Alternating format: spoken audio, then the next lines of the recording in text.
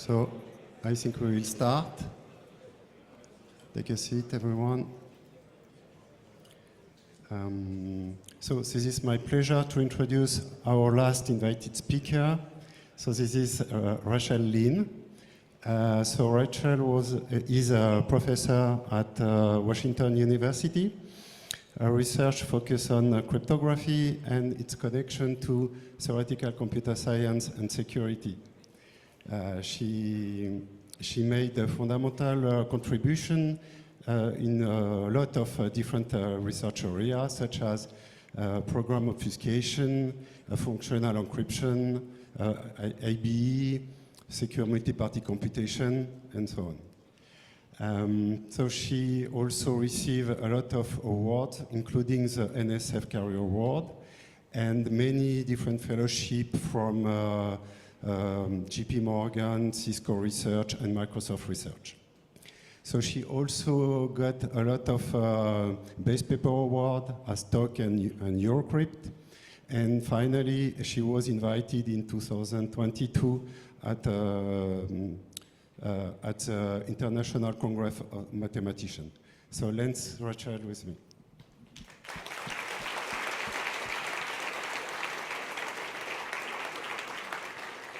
Thank you. Can you hear me well? Okay.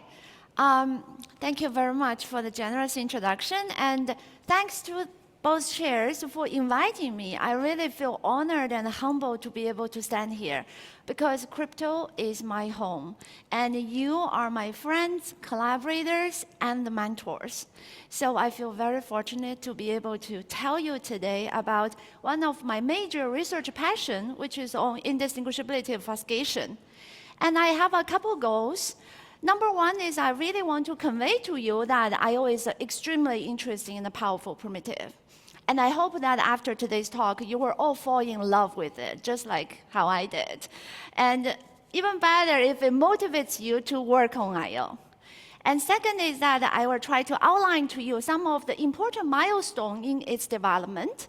And particularly, we'll spend some technical time on some recent constructions that build I.O. on 3 well-founded assumptions, and as well as touch on some of the latest developments on building I.O. solely from lattices. All right, so we have a lot of slides. Let's hand on tight together and let's go. At least since the early work by Diffie and Hellman in 1976 on public key cryptography, that cryptographers have been wondering about the question, can we efficiently transform a program into another version that is functionally equivalent and now hides secrets? So this transformation is what Diffie and Hellman used to call one-way compilers and what we today call the obfuscator. What I can do is I can take in a clear text program that may have lots of knowledge and lots of secret inside and compile it into another version that is going to, through this compilation in a randomized and efficient way, the compiled program we call a obfuscated program will compute the same function that really produce the same output for every input and now becomes unintelligible. So back then in 1976, cryptographers were really pondering about, well, can we do public key cryptography? And what Diffie and Hellman argued is that if we have program obfuscation, the task becomes really easy. Just obfuscate the encryption algorithm of a secret key encryption scheme, say AES with a randomly chosen key K. Now, because this obfuscated program hides the secret, should hide in particular the secret key. And hence, I can use it as the public key. In fact, if we follow this approach, we'll get the shortest possible ciphertext public key encryption. Great. So what else can we do if we have such an ideal obfuscation for general programs? Here, by ideal obfuscation, I mean that given white box access to this obfuscated program, the attacker has no more power than just black box access to the program itself. If that were the case, then the obfuscated program must hide lots of secret, because any secret that is not efficiently learnable from the input-output behavior will remain hidden. So this will be very powerful. For example, we can use it to hide users' secret data, for example, their DNA, while keeping them useful. For example, the user may want to enable a doctor to perform some very limited query on their DNA in order to prescribe precision medicine, but feels very uncomfortable with just giving away their DNA. What they can do is that they can now obfuscate a program that on input a credential and a query will only output the answer to this query if this pair satisfies the user's policy. In other words, it can be used to enforce really, really fine-grained and expressive control over data. And such usable secrets can take many, many forms. For instance, I can have an obfuscated cryptographic key that does the usual job, but now it's protected from malware. I can have obfuscated authentication token for digital rights management or for digital wallets. I can have obfuscated medical records so that we can have a digital health card, anything that you want to think of. Furthermore, when we combine program obfuscation together with other standard crypto tools, we can easily achieve advanced functionality with ease. For example, I can implement fully homomorphic encryption by obfuscating a program that has the secret key of a standard encryption scheme that doesn't support any homomorphism. And what this obfuscated program does is, on input some encrypted input, it will internally decrypt it, and then do the right processing, and finally re-encrypt the output. Now we can do even more. For example, I can let the obfuscated program output part of the processed data in a clear without any re-encryption. Now this suddenly implements another powerful primitive called functional encryption.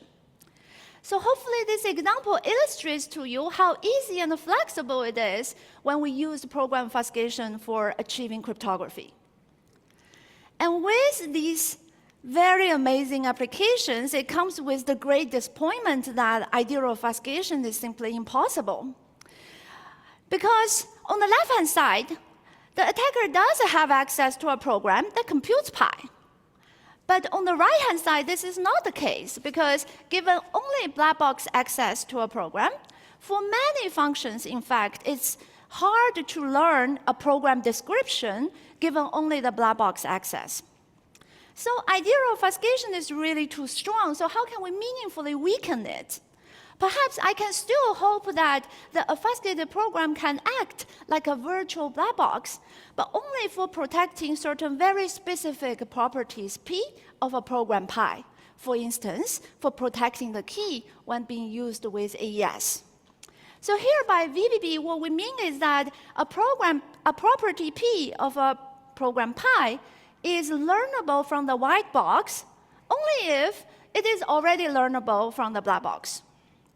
So now the question is, for what kinds of program and properties that VBB is possible? Unfortunately, that an early work by Barak et al. Showed that even just for the class of predicate properties, VBB is impossible in general by showing some contrived program and property pair as counterexamples. But if we think about it on the flip side, it is still possible that for very natural program and properties, VBB is possible. But nevertheless, is there an obfuscation notion that does not suffer from any general impossibility? And yes, that is indistinguishability obfuscation. What it says is that give me two programs that really have the same size and computes the same function, like those two polynomials in the slide. Then the obfuscated version now becomes hard to distinguish. In other words, I/O gives very weak guarantee that it only hides the difference between two different implementations of the same function. So two big questions immediately arise. One is this weak notion of security useful? And the second is, can we now construct it?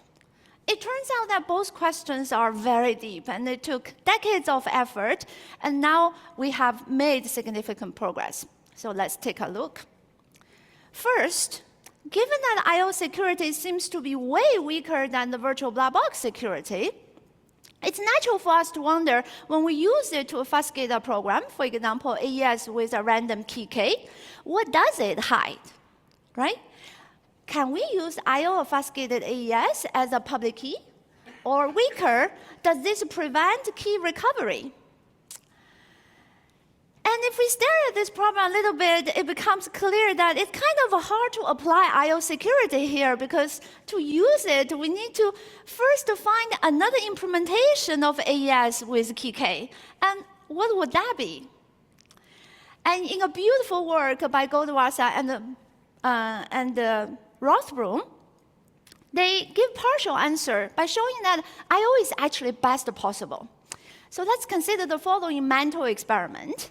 That is that we have a program pi, a lambda, that is an arbitrary obfuscation of the program pi. So we can think about pi as AES, and the lambda is, say, the best possible obfuscation for AES.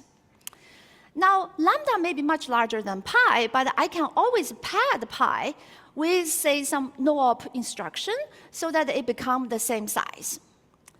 Now, this padded version of pi have the same size as lambda and computes the same function, so I/O security ought to apply and tell me that their obfuscated version are indistinguishable, which means that I/O of the padded version of pi is really as secure as lambda. Wow, so this really suggests that I/O is in some sense universal, because when I use I/O to obfuscate a program, it actually achieves what the best possible obfuscation for that program pi can achieve, without us even knowing what the best possible obfuscation is. And this also gives rise to a very powerful heuristic, that is, if I use I/O to obfuscate pi without any padding, or with a fixed amount of padding, it would already hide what is the best possible to be hidden.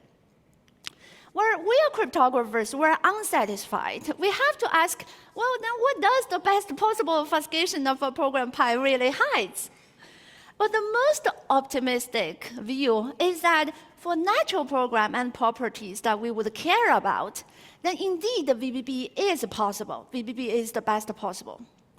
And in a recent work, we actually draw a connection between this VBB heuristic with the random oracle heuristic that we all love. Well, remember that the random oracle heuristic says that if we're given with the code of a real-world hash function, let's say SHA-3, then having white box access to the code gives me no more power than just black box access to a random oracle. And if you think about it, well, this effectively says that the code of SHA-3, let's say with some random prefix k, really acts as the VBB obfuscation of a PRF with key k. And this recent work further shows once you have VBB for PRFs, you can get VBB for general functions. And this is all formalized in an ideal oracle model called the pseudo-random oracle model. Okay, so this gives partial evidence for this optimistic view.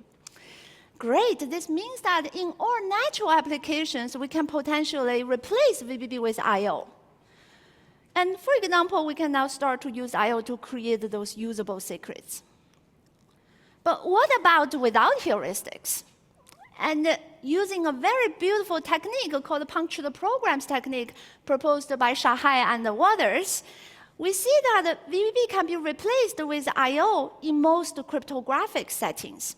For instance, they show if we I/O obfuscate a special PRF that is called puncturable, then this indeed gives us public key encryption. And further, because we can build a puncturable PRF out of AES, we can still have the shortest possible ciphertext. Furthermore, we can implement fully homomorphic encryption using I/O, interestingly, without relying on any circular security assumption. We can also implement functional encryption that is so far only known under I/O. Using this technique and loads of work by the community, we have managed to show that I/O acts kind of like a master tool for cryptography, in the sense that I/O, together with minimal hardness conjecture, such as NP not equal to BPP, can imply most cryptographic goals.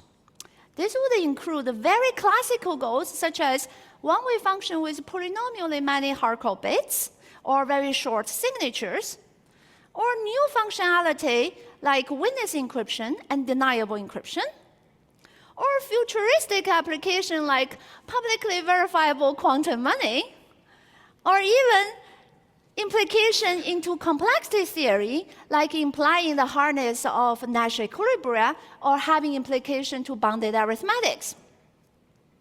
So all of this together picture to us an exciting world of Obfustopia, where we can use indistinguishability obfuscation to push the limit of cryptography. So with this, all these applications, we wonder, can we construct I/O? Well, at the first thought, what about given a program pi, I simply output the truth table, which literally contains the output for every possible input. Well, given it actually achieves perfect security because any two implementation pi 0, pi 1 of the same function will have identical truth table. In fact, another view on I/O security is it should literally reveal only the truth table of the function, but not anything else about the implementation. Well, the problem is pretty clear, is that this is really inefficient because to compute the truth table, you will need to take exponential time, and writing it down will take exponential space, where 2 to the n with n is the length of the input. So we can view I/O, its goal as designing a kind of a special encoding of the program that will hide the program, first of all, and graphically, I will always represent an encoding as an orange shaded opaque box with the secret value written inside. And you should really think that the value is not to be peeked at. Now, we want this special encoding to support evaluation of an arbitrary input and revealing the output in the clear. This can be equivalently viewed as evaluating the universal computation with the input X hard-coded in on the secret program. And the security is that I would like to make sure that only the truth table is revealed and nothing else about the program. So therefore, we can kind of view I/O as an exponential compression of the truth table itself. To better understand the task at hand, it will be helpful for us to compare with some known primitive, for example, fully homomorphic encryption.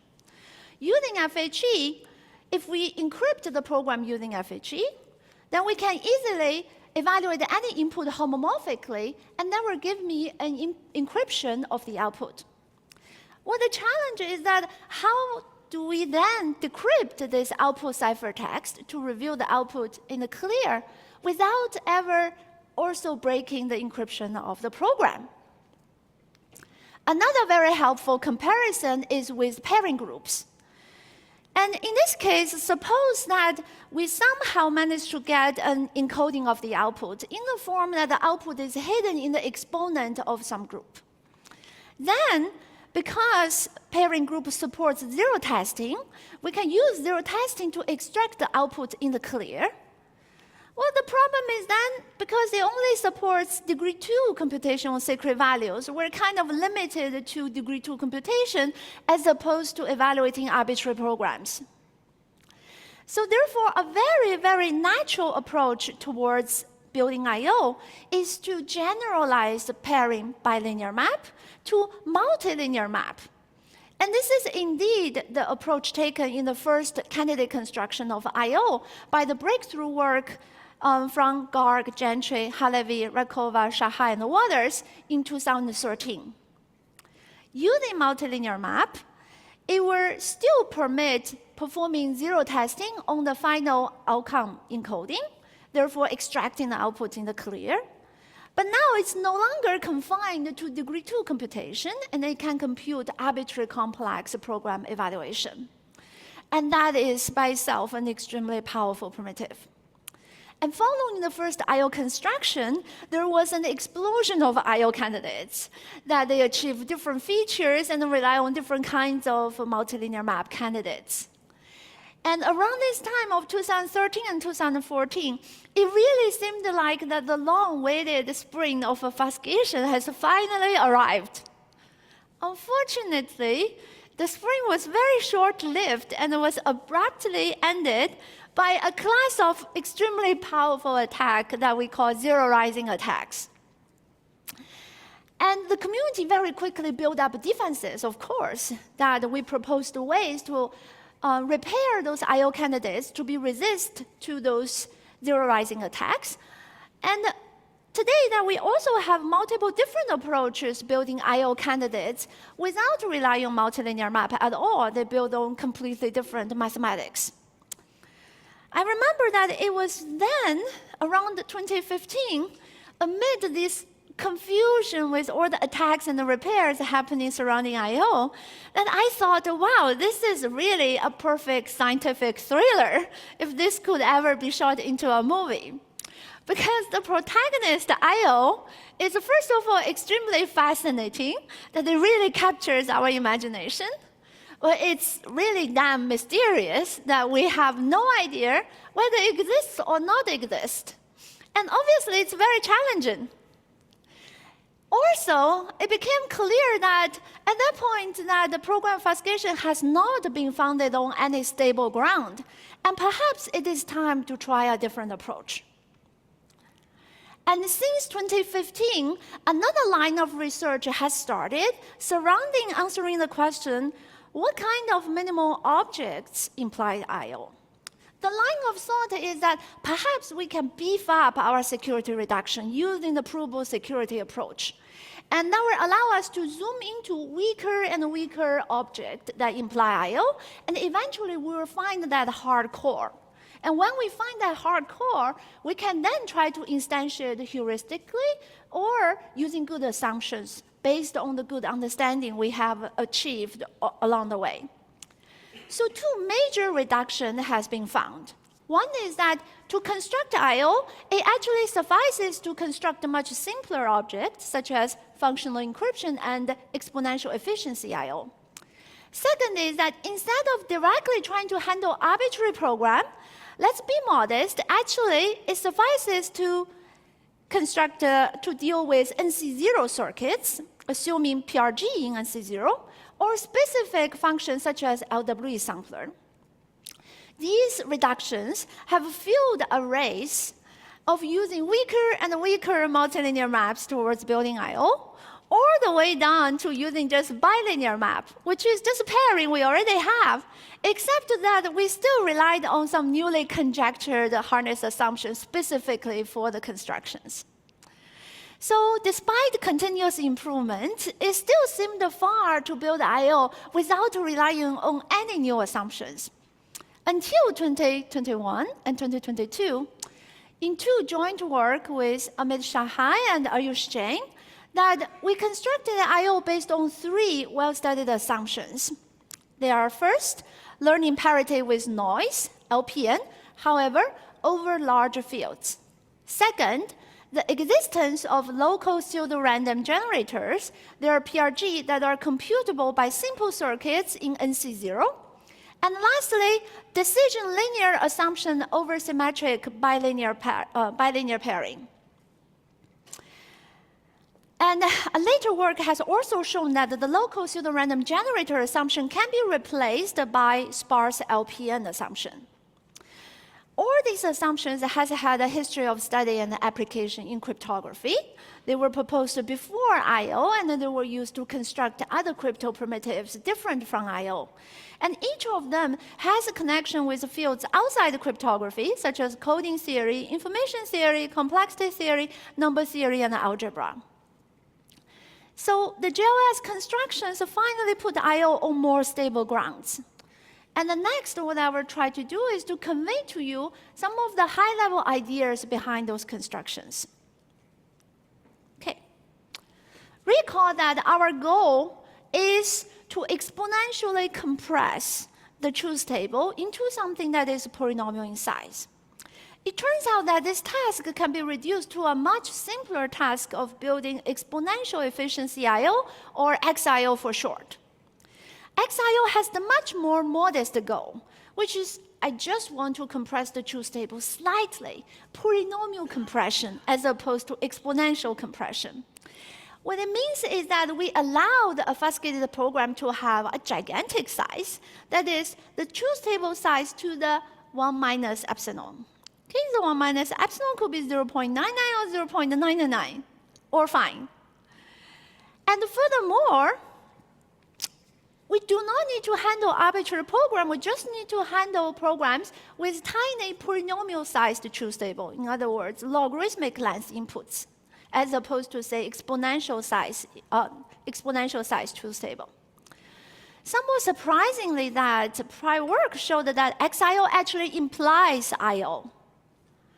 Well, how does this work out? Well, let me give you a very high-level picture. Well, in order to compress the 2 to the n size truth table down to a polynomial size encoding, we can actually divide this gigantic truth table into many smaller truth tables, each of size polynomial, say some m. Now, using XIO compression, I can compress each tiny truth table down to m to the 1 minus epsilon. Well, we all see what is coming. We don't have to stop here. We can actually keep compressing until we have reached the polynomial-sized encoding. In fact, this is probably very familiar to all of us. This indeed can be viewed as a functional version of the beautiful GGM transformation from pseudo-random generator to pseudo-random function. Okay, all right, so now we just need to compress the truth table a little bit, polynomially. Unfortunately, this task is still challenging because to evaluate the program pi, to review its truth table, it's a very complex computation. And it could be extremely high degree. If we think about it, if we want to hide the program, we must hide all the intermediate computation values, except for the final output that needs to be revealed. Because if any intermediate value is revealed, it may help us to reverse engineer what that program is. And I will generically refer to this kind of computation as a secret computation. So the challenge really is that we need to handle really complex, high-degree secret computation. To overcome this challenge, the key idea is that we can actually transform an arbitrary complex computation into another format, so that only a very, very simple degree 2 step in the middle of the computation needs to be done secretly. Well, the rest of the computation can just be performed publicly, meaning that their intermediate values can all be revealed and does not hurt security. Once we can do that, then we can use bilinear pairing to handle that degree 2 step, and our job will be done. And the challenge is that as we're performing this transformation on the computation, the size tends to blow up. And it is really important for us to make sure that the encoding of the program, which is the obfuscated program, is always going to remain sublinear in size, comparing to the truth table. Towards this, we're going to actually do this in 2 steps. The first step is to reduce the secret computation down to NC0. And then in the second step, we'll reduce it further down to degree 2. Okay. In order to reduce the complexity of the secret computation down to NC0, we naturally think of randomized encoding, right? So this is a beautiful concept produced by Ishai and Kushlevitz, inspired by Yao's gobble circuits. What it allows us to do is to take a very complex computation, evaluating the universal circuit on the program pi to produce its truth table, and convert it into an extremely simple randomized computation that is going to compute what we call a randomized encoding of the computation, denoted as pi hat here. The guarantee is that we can decode pi hat to reveal the output, the truth table, and it reveals nothing else about the program pi. So as such, that the decoding algorithm is very complex, but now it can be done just in the public. All what we need to hide is the process of encoding. And the encoding function f here is the randomized encoding algorithm, and this is very simple. It can be done in NC0. There's only one slight annoying caveat that we need to take care of, which is that, well, the simple encoding function does use randomness. It needs random coins R, and this random coin must be hidden for the security of the encoding to hold. However, I cannot hope to hide this random tape inside the obfuscated program because it's extremely long, right? Its length is going to be longer than the length of the output, which is the truth table. Well, we're not afraid of this problem because by classical tricks that we can expand out very long random tape from a much shorter random seed using pseudo-random generator. As such, we can encode this short seed together with the program pi without blowing up the size of the encoded program. And in order to make sure that my function f, which now is composed of both evaluating of the PRG and evaluating of the randomized encoding, remains simple, we need to make an assumption that the pseudo-random generator can be computed using NC0 circuits. But such PRG candidate exists, and with that, we can now reduce the task of constructing XIO down to constructing XIO for just NC0 circuits. Unfortunately, this is still hard. Well, NC0 circuits are extremely simple. If you want to visualize it, just think about this room. It's very, very shallow. And every output element actually depends on only a constant number of input elements, D, which is its locality, and it's a constant. And we all know that such D local Boolean function can be written as a degree D multilinear polynomial. Okay, so the sacred computation now has constant degree. Unfortunately, using pairing, we only know how to evaluate degree 2 computation on sacred value and review its output. And over the years, the cryptography community has worked really hard to maximally leverage pairing. Right? It's an extremely powerful tool. And indeed, we can extend the power of its computation by adding a public component to it. What I mean is that we can handle this type of computation where the input contains two parts, a first public part, P, and a secret part, X. Now, the computation allows us to perform very complex computation on the public part, NC1 computation. And its output, together with the secret input, then is being fed into a degree 2 computation to reveal the output. So more precisely, what I mean is that we can actually build XIO for this type of computation where every output element can be written as the inner product of X tensor X, which contains all the degree 2 monomials over the sacred input X, with a public vector computed from the public input. Okay, this is great. It does extend the power of the computation in one particular dimension, except that it does not address the fundamental gap that the degree of the sacred computation I want is constant. However, the degree of the sacred computation I can handle is only 2. Right? So in order to bridge this gap, once again, we're going to transform the computation. So here, we're going to simultaneously process the input, the program pi and the PRG seed, into a public input P and the secret input X, as well as transform the NC0 function into this form that contains a public computation H with some degree 2 secret computation. And the secret source for this transformation is LPN over large fields.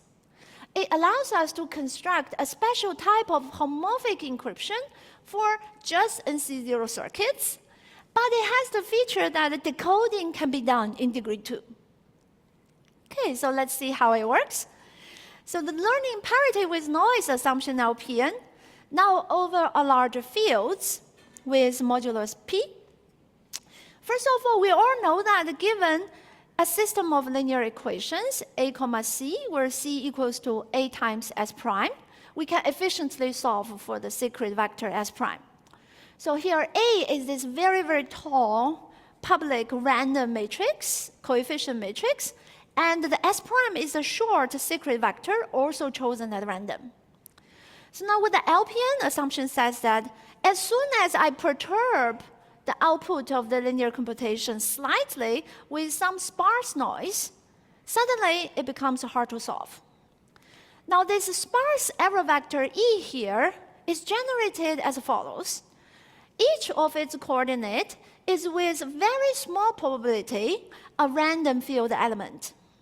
That small probability is inverse polynomial 1 over k to the delta, where k, recall, is the size of the short secret vector S prime, and delta can be arbitrarily small constant, say 0.01. And with a high probability, the remaining probability, this coordinate is simply 0. So most of the places of this error vector is actually 0. Now with this perturbation, now suddenly that the secret S prime is hard to solve, and in fact, we can also conjecture that the C vector now becomes pseudo-random. Now this is an assumption that has been studied for a long time in the coding theory, and the best known attack takes sub-exponential time. I also want to note that the error rate that we consider here is actually relatively high, because for any delta that is smaller than 0.5, we actually do not know that whether LPN with this kind of dense error implies even public key encryption. So this assumption sits in secret key crypto. All right, so given LPN, I can immediately get a secret key encryption scheme. How? By simply add an input vector x that wants to be hidden to the C component. Now S prime is my secret key, and each of the row is a ciphertext, CTI, that encrypts one input element xi. Now this encryption enjoys what we call approximate linear decryption. Indeed, if I take ciphertext I in the product with the vector s, which contains minus s prime, comma 1, I will get the input element xi perturbed with some noise with very small probability. So most of the time, I get the correct output. What's interesting is that this kind of approximate linear decryption immediately gives me homomorphic multiplication in a straightforward way. Indeed, because ciphertext I tensor ciphertext j can be viewed as a ciphertext of the product xi times xj, because if I inner product it with the vector s tensor s, what I will get is xi times xj perturbed with some noise that's most of the time 0. And this further extends to computing constant degree monomials. Putting together, this means I can homomorphically evaluate any constant degree polynomial, and that will give me a ciphertext that depends only on the original ciphertext in a degree d fashion. And it can be decrypted by multiplying with the vector, which is the secret vector s, tensor itself d times, and in particular, it will contain all the degree d monomials over s. And what it will produce is actually the function f evaluated on the original input, corrupted with some sparse noise. And that can be rewritten as the right output we want, corrupted with some error vector r. A nice observation is that if my original polynomial that we evaluated is further local in NC0, then the error vector r is actually sparse. To see this, recall that an NC0 circuit, a local computation, each of the output elements depends only on a few constant number of input elements. So now, if my input is corrupted with very small error, that each coordinate is only run with inverse polynomial 1 over k to the delta probability, then each of the output elements can only be run if one of its input neighbor happen to be wrong. And that probability only increases by a factor of d by union bound. So therefore, overall, that the output is still only run with sparse error. And this effectively concludes the fact that LPN enables homomorphic evaluation of NC0 circuits. Now, what about decoding then. I promised you that decoding is extremely simple. Let's see whether that's the case. So far, we see that the output ciphertext indeed have approximate linear decryption. A problem is that one actually cannot afford to give out fx plus because leaking information about the error vector will leak information about the secret vector S, and that will completely break LPN security.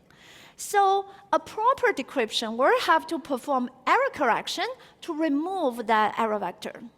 But in that case, then it will also become very high degree.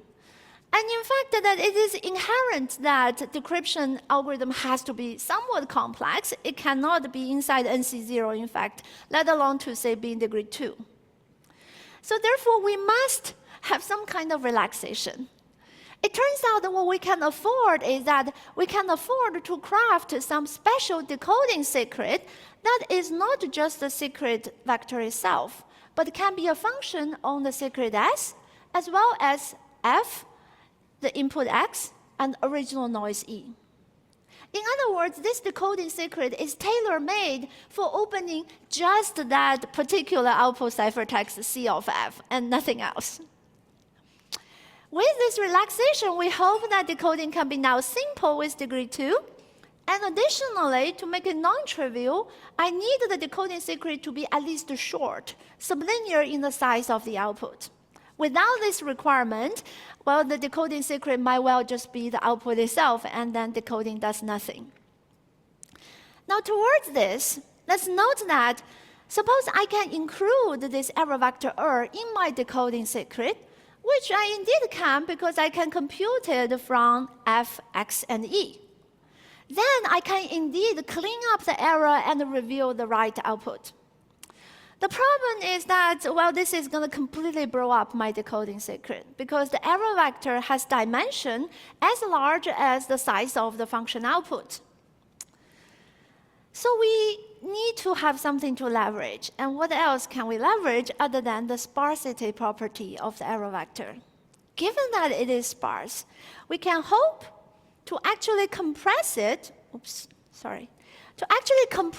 down to a shorter compressed version that is sublinear in size that I call U and V. And that can expand back the original error vector using just simple degree 2 computation. And with it, we can actually place it inside the decoding vector. And hence that we can clean up the error and the decoding is in degree 2.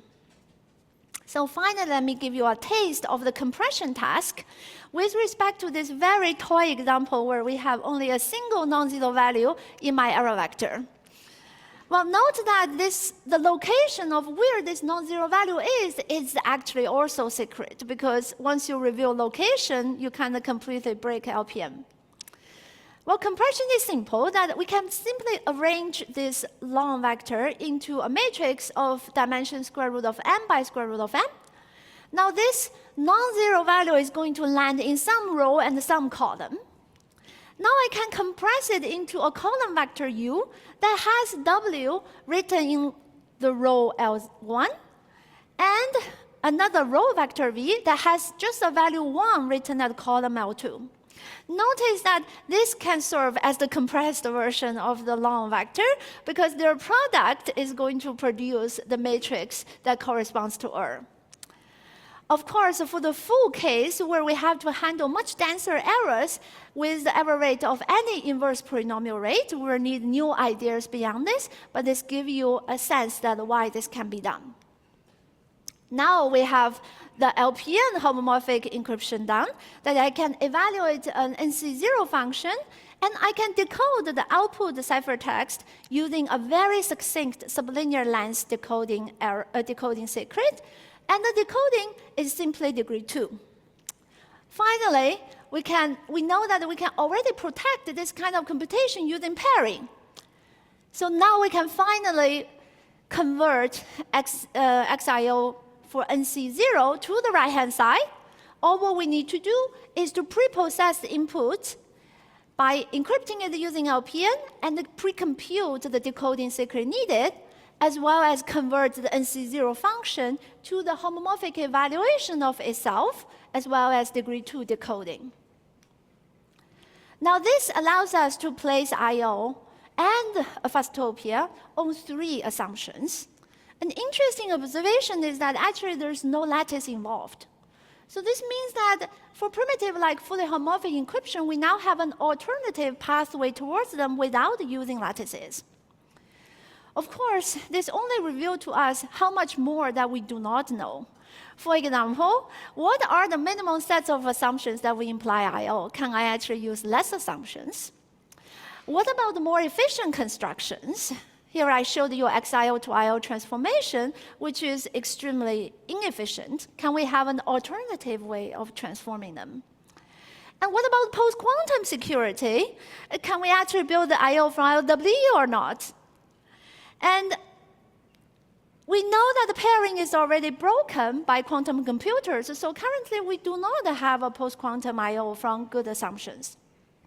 All these questions are related to the challenge whether we can build I/O from just lattices. Now, of course, the grand goal here is that I want I/O from standard lattice assumptions. But so far, we're very far. We only have candidates that are either using multilinear maps or candidates that are inspired by fully homomorphic encryption. Now, I want to do a poll, but unfortunately, the link does not work, so we're just gonna do a hand poll. Okay, so please tell me that how confident do you feel that we can eventually reach the grand goal of building I/O from standard lattice assumption? A, very optimistic. Please raise your hand. Okay, a few hands. B, I'm not so sure, half and half. Okay, more people. C, I'm pessimistic. This is too much to hope for. Okay, a significant number. All right, as you can see now, our opinion is very divided. So this is why this is a great question, because we surely do want to know what the answer is, don't we? And second is, it also illustrates to us how far we are away from answering the question, because sometimes when we're close to solving a problem, we get a hunch. Oh, the right answer should be so and so. But this is not the case here. And this tells us that we need to have the room to play. We need to be able to fail and then learn from our failures. And this is indeed what the recent FHE-inspired I/O candidates have been trying to do, because they have been playing around with formulating new lattice-based assumptions that imply I/O, and they can be broadly categorized as learning with errors with some hints. So let's take a brief look. So I assume we're all familiar with the circular LWE assumption. Here, we can use the LWE samples to hide some function of the LWE secret itself. And yet, this circular LWE sample is still conjectured to be pseudo-random. And the great result of cryptography is that this assumption implies fully homomorphic encryption. So what about the XIO? Okay, it seems quite close. Indeed, a natural approach is, what about we use circular LWE to create this encoding that hides the program? Then already, I know I can perform homomorphic evaluation to get an encoding or encryption of the truth table. The missing piece is how do I decrypt the final encoding, right? And the idea in a recent work said that, okay, what if I can actually provide a very short opening that is going to give enough information to break the final encryption of the truth table, but does not break the original encryption of the program. And in order to facilitate the opening, they rely on certain hints, which is essentially leakage about the circular LWE sample that formed underlying the program encoding. The leakage can depend on every information, can depend on the matrix, the LWE secret, and the LWE noise. But as you can see that this is quite a delicate business for security, because on one hand, you must leak enough so that you can break the output encryption of the truth table, but you must not leak too much to also accidentally leak some information about the program pi. So what kind of hints can do such a job? And recent works have explored an array of different forms of hints. For example, naturally, it could be some function, weird function of the secret S. It could be an inhomogeneous trapdoor mapping one LWE matrix to another. It could be an opening of a zero ciphertext with respect to a public key. And in some of the cases, that these hints also naturally lead to some noise leakage. The Achilles heel with these hints is that it turns out that they tend to have structural vulnerabilities in the hints or the noise leakage already. This means that we can attack the assumption by looking at the hint and the noise leakage alone without even looking at the LWE samples that are also given out. So a natural question is, well, can I formulate an LWE with hint assumption with provably secure hints to avoid all these prior attacks? This is the intention of our work with Yao-Qing Sui and Ayush Jain, where we proposed the assumption called circular security with random opening, or CRO assumption. It has the feature that the hints is marginally random. And furthermore, it gives no natural noise leakage. As such, there just cannot be any vulnerability in hints alone. And the kind of hint that we use is actually an opening of a Regev encryption of 0 with respect to a public key. So let me briefly tell you about it. So recall that a Regev encryption of 0 will take a public key, which is a matrix B bar that consists of some LWE sample, and multiply it with a matrix R, which is the encryption randomness, that has very small norm. And what it will produce is a ciphertext, which is structurally just some fresh LWE samples. Now, this is an encryption of 0. Now, what is A opening or N opening of such a ciphertext with respect to B bar? Well, that is simply any matrix that have small norm satisfying the constraint that B bar R prime equals to the ciphertext. So now with this a random opening, then that would be some matrix R prime sampled with ID Gaussian entries satisfying the condition that B bar R prime equals to the ciphertext. Now this Regev encryption satisfies an equivocability property. In the real world, we typically will first generate the random matrix by sampling ID Gaussians, and then compute the 0 ciphertext. But this is statistically equivalent to say, I first sample a 0 ciphertext at random, and then condition on that sample a random opening, which is R prime from ID Gaussian satisfying the constraint that B bar R prime equals to the ciphertext. In ideal world, typically the matrix B bar in the public key is switched to be truly random without any structure. So now give me an arbitrary ciphertext which does not correspond to any encryption of 0. Still, I can sample R prime condition on the condition that B bar R prime equals to ciphertext. And in fact, the ideal world can be efficiently realized thanks to the trapdoor sampling technique built in lattice literature. Now, with these two properties, I can show you the structure of CRO. It starts with a circular security assumption that says the Regev public key, together with some specific circular LWE samples, is pseudo-random. The new game in town is a random opening. In both the ideal and the real world, that we will give out a hint, which is a random opening of some ciphertext. Well, for what ciphertext? This ciphertext is something that can be computed from the sample, the circular LWE sample itself, using a specified special evaluation algorithm. It has the constraint that in the real world, the ciphertext is indeed a random Regev encryption of 0, and therefore its random opening is going to follow the distribution of ID Gaussians. And this also implies that in the ideal world, the ciphertext will be pseudo-random, and the opening is going to be indistinguishable to ID Gaussian. what we can show is that for some specific distribution of this LWE sample and the hint and the evaluation function f, we can build I/O based on this assumption. Now, we believe this provides a new cryptographic or cryptoanalytic target, because we cannot hope to break the assumption by looking at the LWE component alone. We cannot find any vulnerability by looking at the hints alone, because the hints are marginally random. We cannot hope to combine the B bar and the hint in a trivial way, because that will just give me the ciphertext that I already know I can compute from the sample. Therefore, we must come up with very non-trivial ways of combining the LWE sample together with the hint, the opening R.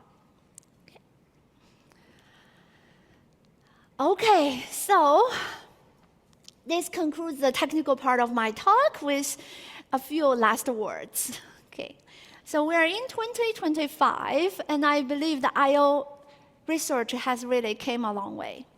That we now have construction of I/O based on 3 well-studied assumptions. We have also been playing around new ways of building I/O solely from lattices. What about the future? If we were to dream high, I believe, or I hope, the future is going to be true Obfustopia, where I/O becomes both theoretically sound and practically attainable. At this moment, I/O is definitely sitting at the very theoretical corner of cryptography, with loads of fascinating and beautiful foundational questions that is still waiting to be answered.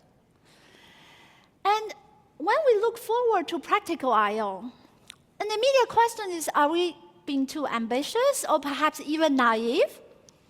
And I would like to argue that the answer to this question is simply irrelevant. Because first of all, practical I/O is a worthy object to study. It's extremely fascinating, it's powerful, it's mysterious, and it's challenging. What else can you ask for? We also know that good things always come out when we do ambitious pursuits, no matter if we eventually meet the goal or not. And finally, in cryptography, we're very familiar with the concept that efficiency is a work of progress. All of cryptography is on the spectrum, and all of them are over time going closer to the end of being practical. So simply would be great to move I/O towards at the end of the spectrum.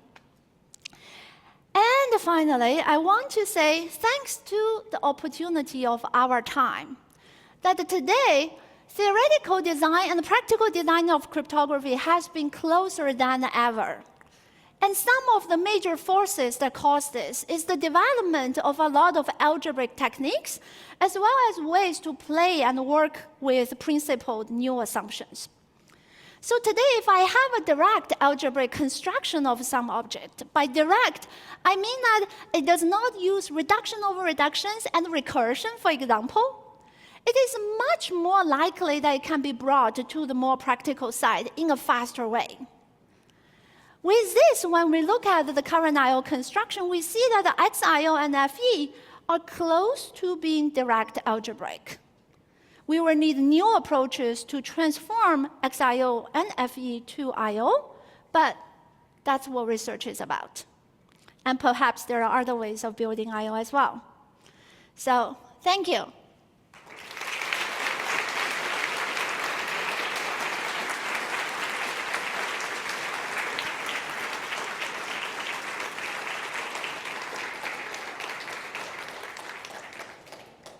Thank you very much, Rachel, for this very nice state-of-the-art and motivating talk. So is there any question?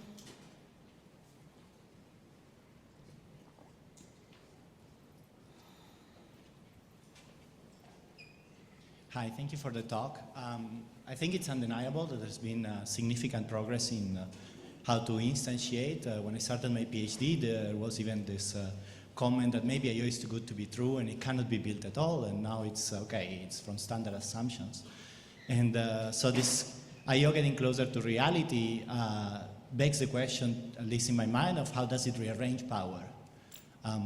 So, for example, I'm thinking today, if I want to do public key encryption, for example, and I want to encrypt, I can download some open source library. And if I'm technically minded, I can try to look into it, inspect that it's implementing the operations I'm expecting it to implement, that it's not, say, leaking the first bit of my message on the side together with the ciphertext just to let someone massively surveil. While the way I understand that IO public key encryption works is that I download an executable that the public secret key holder developed for me, and I just run it on the message, trusting that this executable will do the right thing because it's fundamentally obfuscated. So I was wondering, how do you envision the supply chain of IO-based cryptography to look like? Will it necessarily reduce agency for users, or is there a way in which we can both use IO-based cryptography and trust and inspect the fact that it's doing what we expect it to do? Well, that's a fantastic question, and I think this is the question general deployment of cryptography has to grapple with, because understanding is on a spectrum. So even without talking about I/O, say we deploy in multi-party computation, we deploy on SNARK, most of the users of this technology do not fully understand it. So it is also in those scenarios that they have to trust the developer given the correct algorithm. So I imagine that a similar kind of paradigm is going to work there. You need to have this trust about the software, but of course that on top of that, there's research in programming language in verifying the implementation of a cryptographic algorithm. There's also various work groups that can testify the correctness of particular implementation. Yeah. So that's how I think I don't think this will be a problem if we could solve this problem with deploying any cryptography. It would be similar kind of solution. Will it, however, maybe limited to the site generating the obfuscated program in the first place? Or do you think there's going to be, or there is a room for technology to maybe weaken the obfuscation to enable testing that it does what it's supposed to do? I see. You're not asking about whether the I/O algorithm has been corrected. You're asking that whether they are obfuscating the right. Correct. Yeah. The right circuit inside. I see. Well, that's a very good question. I guess maybe some technology from SNARKs that one can use this to prove correctness that the right program has really been obfuscated inside. Yeah, that's a fantastic question. Thank you. Regarding your big question, if we can build I/O from standard lattice assumptions, at least some part of the audience was not very optimistic about it. So what would be possible directions to prove that it's impossible? Oh, that's a good question, yeah. That's a very good question. I guess you can explore black box separation, although I think separating it from concrete assumptions is kind of like not very obvious what technique we can use. Yeah, so I guess we are all forced to be optimistic then. That's the answer.